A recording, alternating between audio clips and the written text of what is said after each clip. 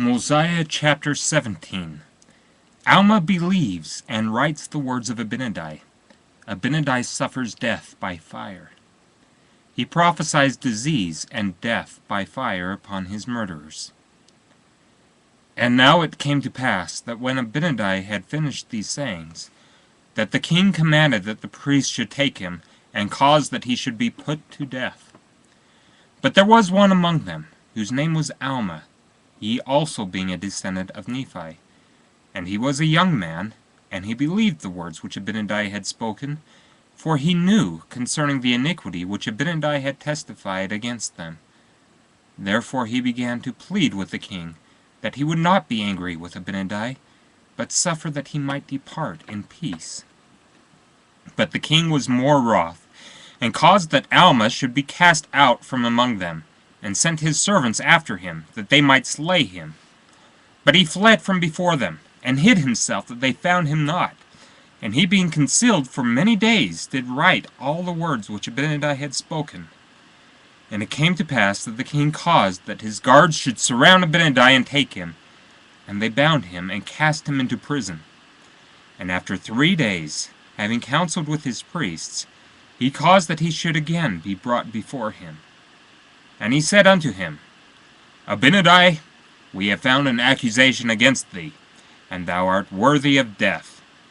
For thou hast said that God himself should come down among the children of men, and now for this cause thou shalt be put to death, unless thou wilt recall all the words which thou hast spoken evil concerning me and my people.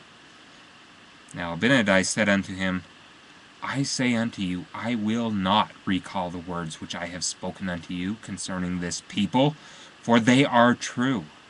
And that ye may know of their surety, I have suffered myself, that I have fallen into your hands.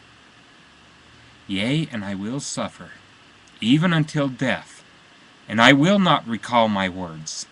And they shall stand as a testimony against you. And if ye slay me, ye will shed innocent blood, and this shall also stand as a testimony against you at the last day.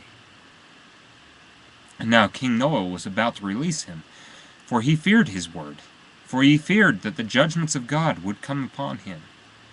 But the priests lifted up their voices against him, and began to accuse him, saying, He has reviled the king. Therefore the king was stirred up in anger against him, and he delivered him up, that he might be slain.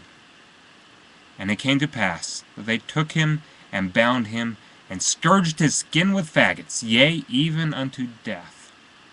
And now when the flames began to scorch him, he cried unto them, saying, Behold, even as ye have done unto me, so shall it come to pass that thy seed shall cause that many shall suffer the pains that I do suffer, even the pains of death by fire. And this because they believe in the salvation of the Lord their God. And it will come to pass that ye shall be afflicted with all manner of diseases because of your iniquities.